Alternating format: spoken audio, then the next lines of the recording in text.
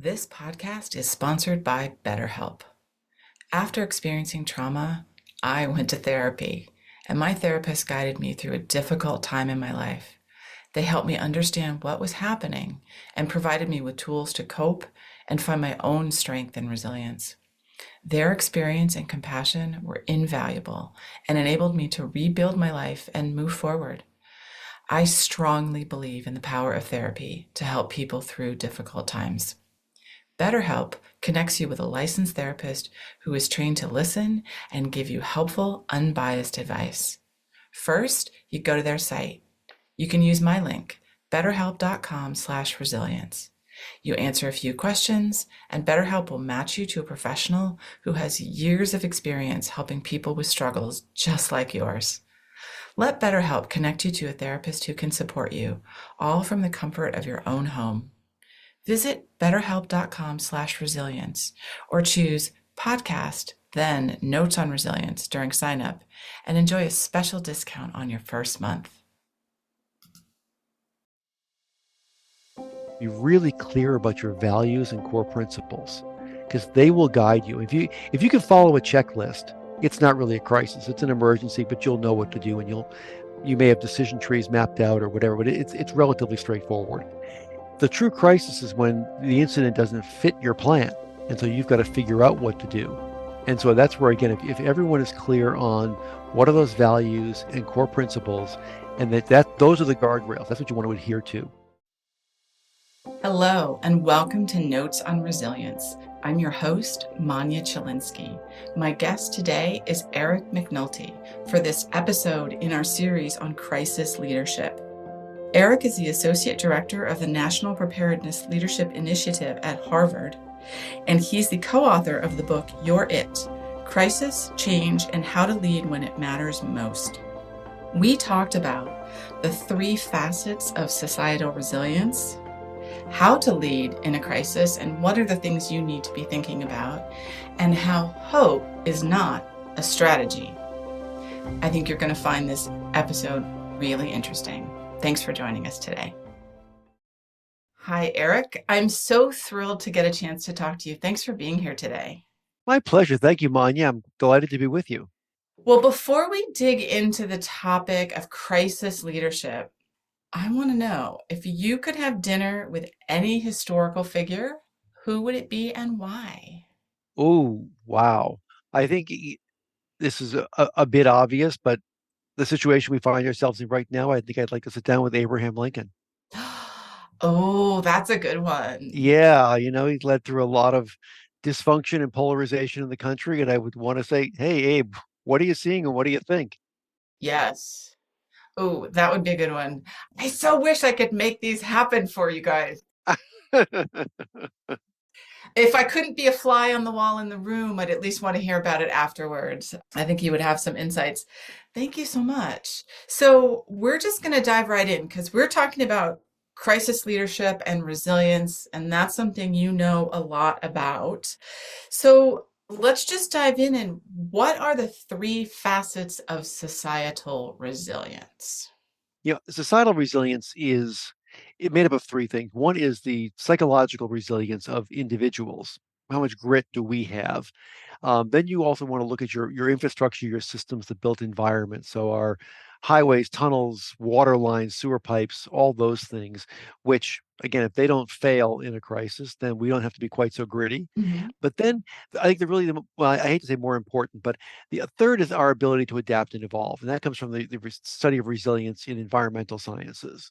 So can we change form to preserve function? Can we adapt to a crisis situation? So if we can maintain a good attitude and we're strong individually and as a group, I would say resilience also starts with a group and then leads to individuals. But does the built environment, that place we've put ourselves, does it hold up? And then are we able to adapt over time and adapt to the contingencies of the crisis so we continue to have community, we feel safe, we secure, and we're able to move forward. Right. And how do those interact when we are dealing with a crisis? Depends on the type of crisis. So when you look at Hurricane Beryl, it's just come through, devastated the Caribbean. Now in Texas, could be coming other parts of the country in the next few days. That is one that is really threatening a lot of built infrastructure. And so it sort of starts there. People's homes are flooded if you no longer have sewer, water, food, those kind of things. The more quickly we can restore those, the better we are off we are going to be. And then if people were prepared mentally for the possibility of this happening, they physically got prepared. They also steeled themselves psychologically to say, I may be out of my house, I may be separated from my family. The more you've anticipated those contingencies, I think the more resilient you're going to be. And then having a strong social network, again, of family or who you're checking on or they're checking on you or neighbors you can reach out to. Again, that really plays into maintaining societal resilience. And then we'll see the adaptation is more long term to say, how do we build back? How do we get ready for that next storm? Yes. Will we make smart choices or not? It might be a little bit different with a terror attack, for example, because there the psychological impact can be much different than a predictable surprise like a hurricane. Right. I was thinking that weather event, you might have at least a little bit of time to prepare Right. physically and mentally. Other kinds of things just happen suddenly and you don't have that opportunity to prepare. How does that affect how we deal with a crisis, something sudden like an accident or a terrorist attack? So we do know that any kind of common foe, be it an individual, an organization, or just an event, can trigger natural altruism in humans. We pull together in the face of a common threat. So you could be with a group of strangers who suddenly become a very cohesive unit because you're facing the same danger. And how long that lasts depends on a lot of factors. But I would say for most of us, if we are cultivating those relationships with our neighbors, with those around us, then have those to draw upon when the bad thing happens. Hmm. So we've thought about that. I was called down to brief the National Security Council at the White House several years ago when they were looking to establish some resilience policy. And they said, what do you recommend? And my colleagues and I said, we recommend the president declare September, which is National Preparedness Month, the month of barbecues and block parties. Because if people get to know each other, they will form stronger bonds and they will take care of each other. Now, we kind of got laughed out of the room because they didn't think that would sounded serious enough. Yes. But resilience is a natural human trait. So we shouldn't try and overthink it. Like, how do we foster those relationships that bring us together as communities, bring us together as be it a block, a neighborhood, a town, a city, whatever it is. Look at after the Boston Marathon bombings, all of a sudden it was Boston Strong. Hmm. And it was everybody, even if you weren't directly impacted by those explosions, you felt it and you pulled together as one. So we ought to be thinking, how do we play into those natural human instincts to come together to support each other, to be a community, and make sure we're not triggering those things that can pull us apart.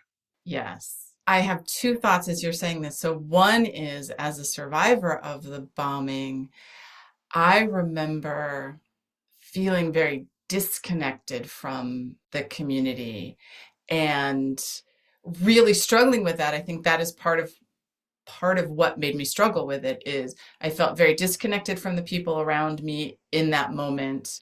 The response was not so much on the mental health side of things. So then I felt disconnected from community because it wasn't part of the conversation. And it was when I was able to sort of slot into my own community, Right. my friends, my family, who very much smaller group, but that is what helped me get through. So when you mention that, I think Boston Strong, the phrase is a little problematic for survivors, but I do think it had some value for the community.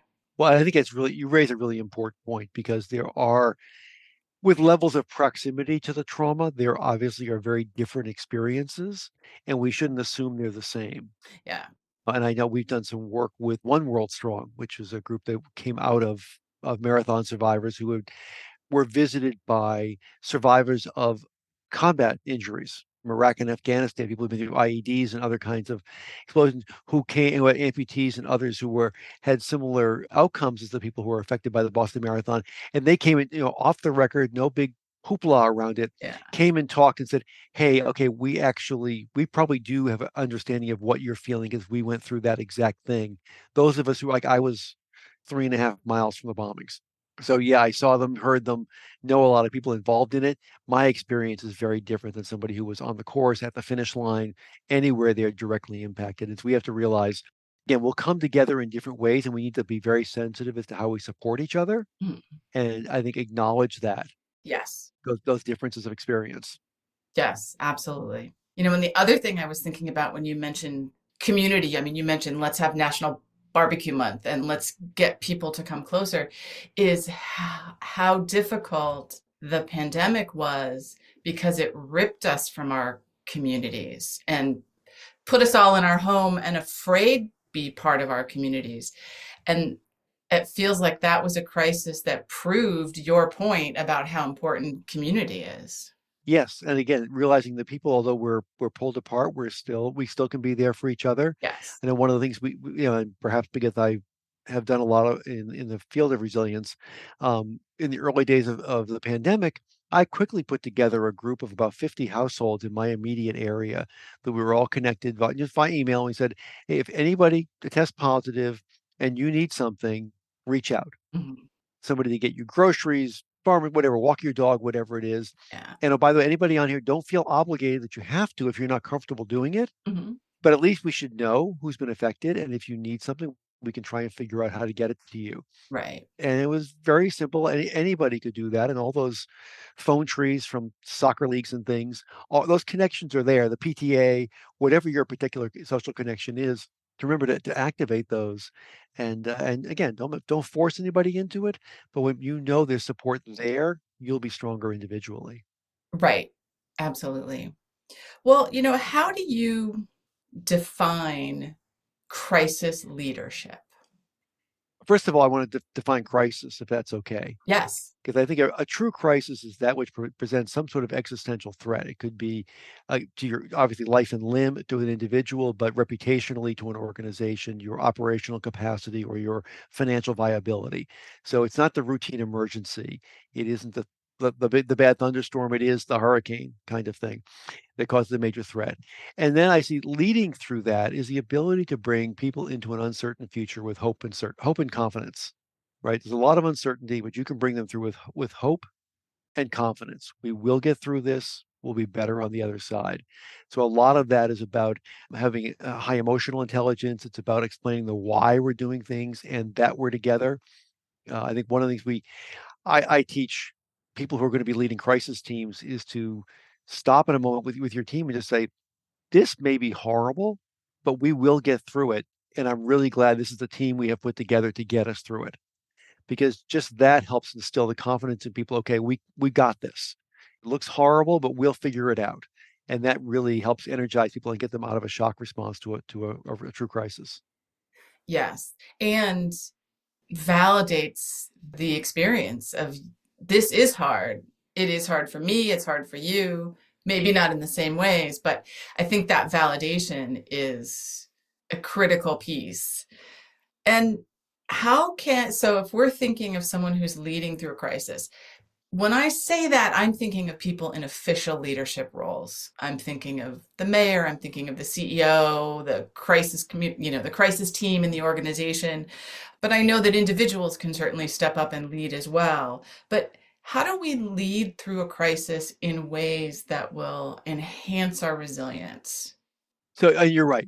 Not everyone who leads in a crisis is in an official leadership role. And in fact, sometimes the people who are in those very senior roles, I don't think should be leading the crisis. They should be leading whatever's left of the day to day, perhaps, or if they're going to lead the crisis, they put somebody else in charge of the day to day. But there's again at an organization level, a bunch of issues we can talk about if it's relevant. But I think to enhance resilience, I always go back to the Stockdale paradox, and I mentioned a bit about this before, which is to acknowledge how bad it is. So don't deny reality because everyone, if they can see how bad it is and you're doing happy talk, they're not going to have any faith in you. Yeah. This is not good. We will get through it and we will be better off on the other side. You think about it, often communities, organizations, they're at their best when times are worst because people put down the politics, they put down the rivalries, they forget about the organizational boundaries that get in the way, and they just get stuff done. Hmm. We as humans are a social species, right? We are hardwired to work together, to collaborate and cooperate. We build a lot of impediments to that in our day-to-day lives, Yes, we do. unfortunately. And then when the crisis often brings those down. And I have heard people, even as recently as COVID, say, this was really awful, but we were good together. How can we be like this all the time? Yes. And it's hard. So I think when you're thinking about enhancing resilience, again, reward people for figuring things out, acknowledge the expertise and experience of all the people around you. Even the most junior person may figure out the solution you need. So make sure they feel like they're a valued part of the effort, and then make sure to take care of each other. Crises, short duration crisis is one thing. People can sort of tough it out through that. Even that's we're finding there's damage in that. But if you've got something that lasts more than a couple of days, you've got to be able to give people rest. You've got to be able to onboard and offboard people from your crisis team so that people can actually unplug a little bit and not feel bad, not feel like you're letting the team down, Yes. because you want people to be stronger longer. So you got to be thinking about how do you do that. And again, part of that is giving people the time and the permission to unplug and routinizing it enough that it's okay that, you know what, I'm going to go get some sleep and I don't feel like I'm letting everybody down. And I know when I step back in the room, you're going to brief me back up.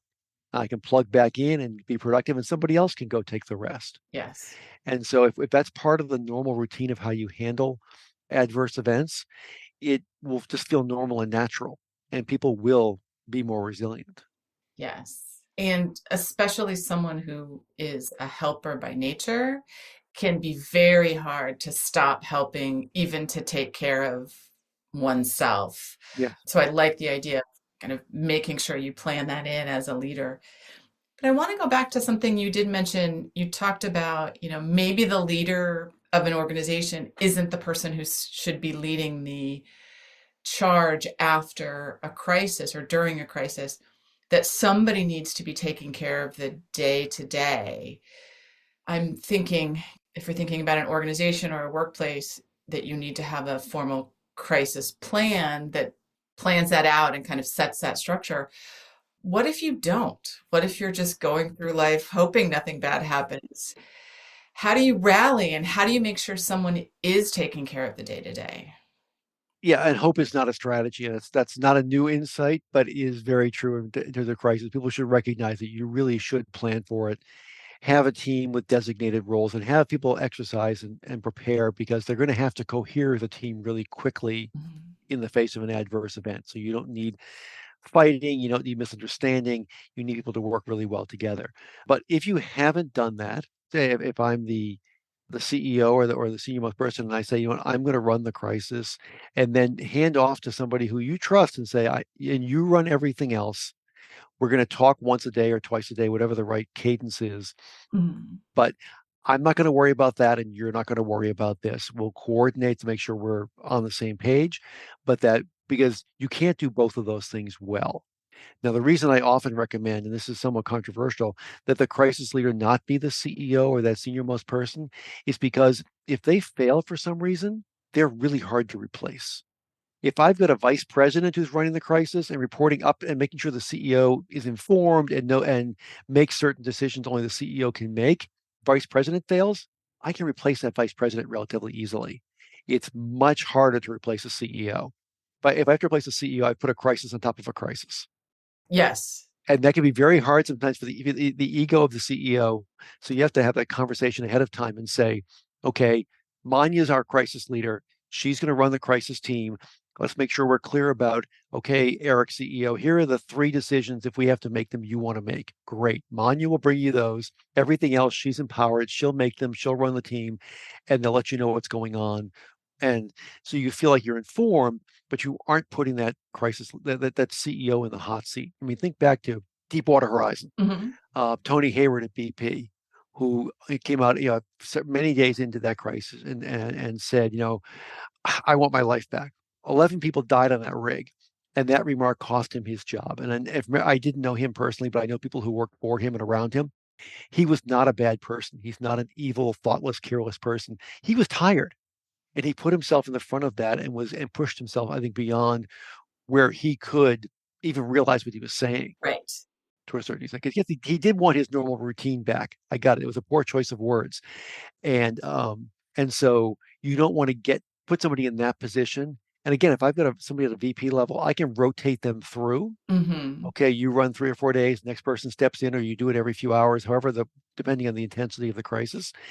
And that allows that CEO to maintain and do what they need to do and do it well, while having confidence that the people who are actually running the nuts and bolts, plus the CEO, at least in my experience, very rarely do they actually get involved in all the exercises and the drills to know what the crisis team is going to do. Right. So when somebody with that much authority steps in and starts giving orders, they just screw up the operational rhythm. They set people behind, and now nobody knows what to do because they're waiting to be told what to do, Right. and it really disrupts the response. So that's why I like to treat those that very pinnacle of positional power.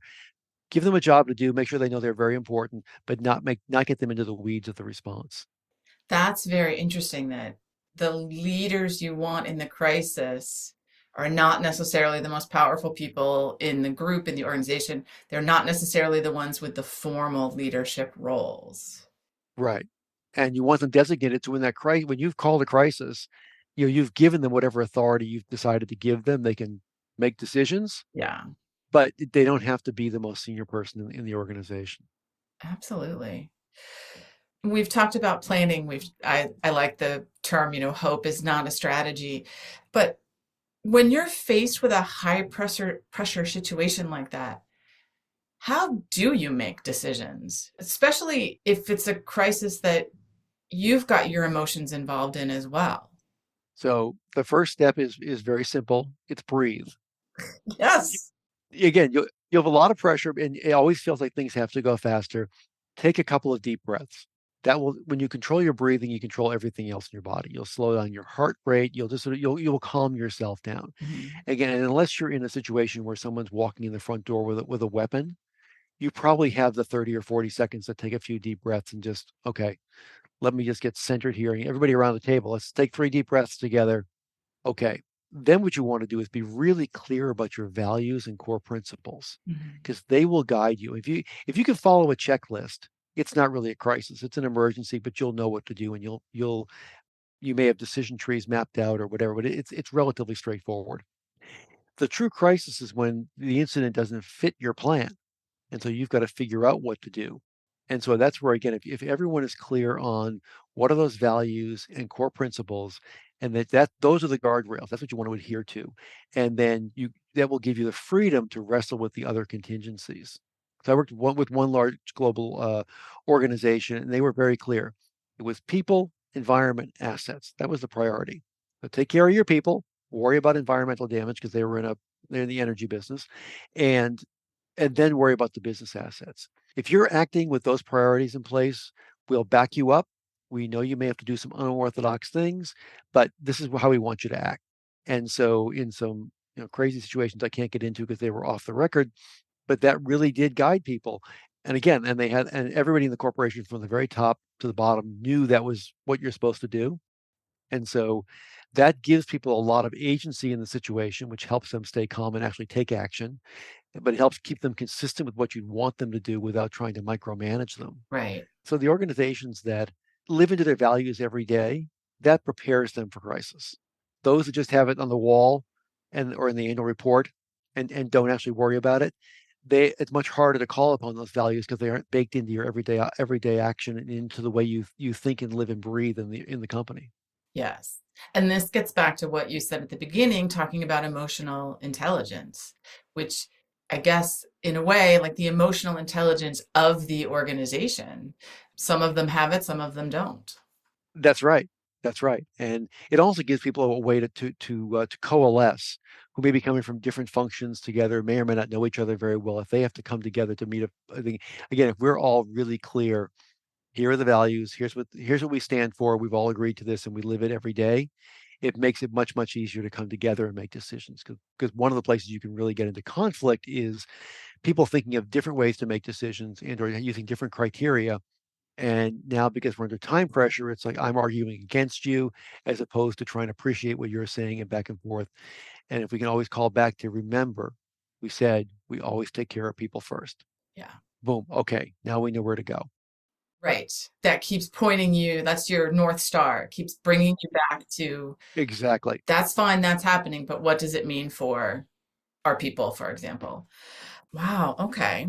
So we're getting close to the end of our time, and I know you have been involved in all sorts of crises in different roles, and you've seen a lot, and you've seen what works, you've seen what doesn't work. What's one lesson from the work that you've done that you would want to leave our listeners with? I think the one, and this comes out of the, several years ago now, the actually almost the 10-year anniversary of Superstorm Sandy in New York, is never underestimate the potential of volunteers. Oh, I deployed alongside the FEMA innovation team, which was a couple of folks from FEMA, and then a whole group of volunteers who just showed up and said, "How can we help?" There were some technology people, there were some designers, there were a whole range of skills. And what they showed up and tried to do was say, let's see where the gaps are in the official response and see how we can plug ourselves in and solve problems. okay. And the people from FEMA and a couple of the folks from the innovation team were really good, who had played both sides of the fence, so they could be translators and bridge builders across in terms of language and regulations and what you could and couldn't do. And those folks went out and did amazing work. They weren't getting paid by anybody. They weren't getting recognized by anybody.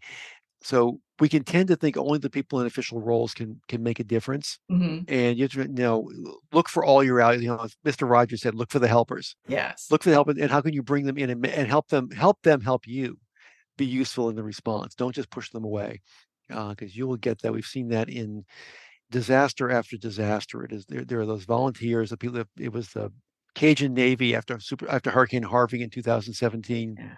Folks in Joplin after the tornado there. Every time you get a major disaster, folks emerge who are really good at helping. Help them help you, and don't push them away. Oh, that's a great thought to end on. Eric, before we officially end, tell us a little bit about yourself and how our listeners can reach you and learn more about your work. Well, thank you. So I'm the Associate Director at the National Preparedness Leadership Initiative at Harvard, and we are at npli.hsph.harvard.edu. You can find we have lots of resources there and folks who want to get them and find out about our programs. I'm easy to find on LinkedIn. I can't recite my LinkedIn profile, but Eric McNulty, at Harvard, those 3 words, you'll find me. Happy to connect with people. And I'm always happy to hear from people and try and help out where I can. Excellent. And I'll put a link to those in the show notes to make it easier for people to find you. And Eric, thank you so much for joining me today. I really appreciate your insights. My pleasure, Manya. Thank you so much. Thank you for listening. I hope you got as much out of this conversation as I did. So if you'd like to learn more about me, Manya Chilinsky, I work with organizations to help understand how to create environments where people can thrive after difficult life experiences. And I do this through talks and consulting. I'm a survivor of mass violence, and I use my experience to help leaders learn about resiliency, compassion, and trauma-sensitive leadership, to build strategies to enable teams to thrive and be engaged amidst difficulty and turmoil. If this is something you want to learn more about, visit my website, www.manyachilinsky.com, or email me at manya@manyachilinsky, or stop by my social media on LinkedIn and Twitter. Thanks so much.